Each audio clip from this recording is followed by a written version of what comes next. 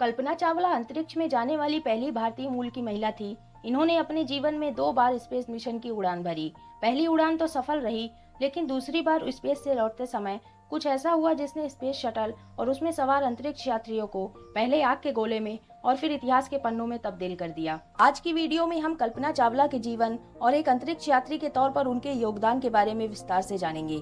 कल्पना चावला का जन्म 17 मार्च 1962 को हरियाणा के करनाल में हुआ था और ये अपने 4 भाई बहनों में सबसे छोटी थी।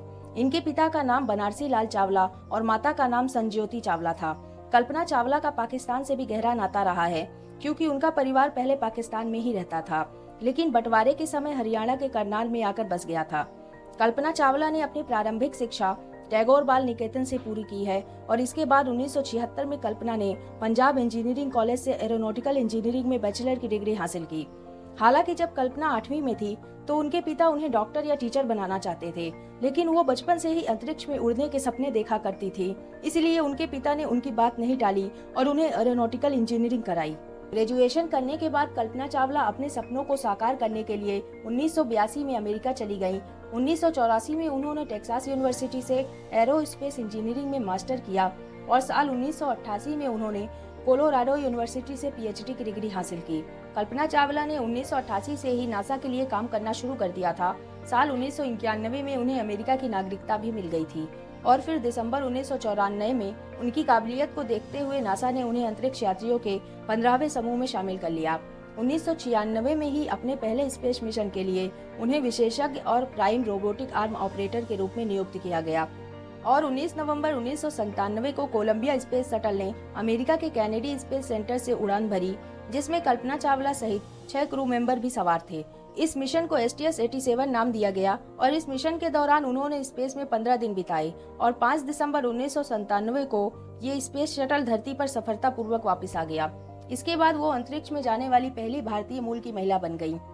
2001 में पिछले स्पेस मिशन की कामयाबी को देखते हुए नासा ने कल्पना चावला को अपने दूसरे स्पेस मिशन के लिए सिलेक्ट कर लिया और इस मिशन को STS-107 नाम दिया गया।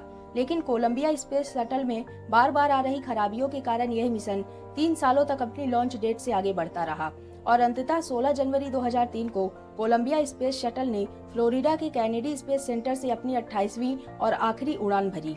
इस मिशन के दौरान पूरे 15 दिन 22 घंटे और 20 मिनट तक स्पेस में रहने के बाद 1 फरवरी 2003 को जब ये शटल धरती की ओर बढ़ रहा था, तभी अचानक स्पेस शटल में सवार अंतरिक्ष यात्रियों को एक जोरदार झटका लगा और उन्हें सांस लेने में दिक्कत होने लगी। इससे पहले वो कुछ समझ पाते, ऑक्सीजन की कमी के कारण उनकी सांसें रुक गई और वो बेहोश हो गए। शटल के पृथ्वी में प्रवेश करते ही ब्लास्ट हो गया और कल्पना चावला सहित शटल में मौजूद 6 अंतरिक्ष यात्रियों की मौत हो गई। इस स्पेस क्राफ्ट के मलबे को ढूंढने में कई हफ्ते लग गए, क्योंकि ये मलबा 2000 वर्ग मील के क्षेत्र में बिखरा हुआ था।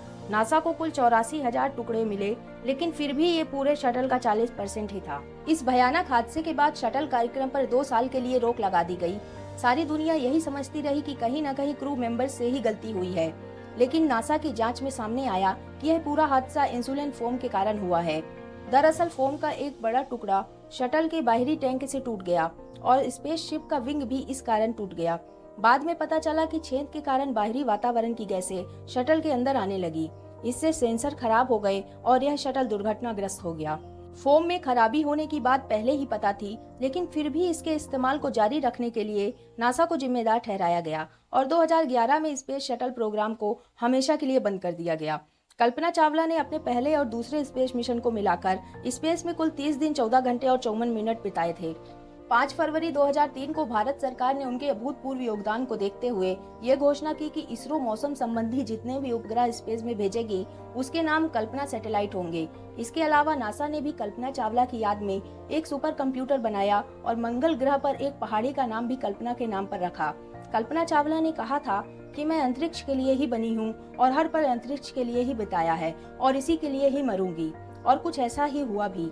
कल्पना चावला ने अपना पूरा जीवन अंतरिक्ष के लिए ही समर्पित कर दिया।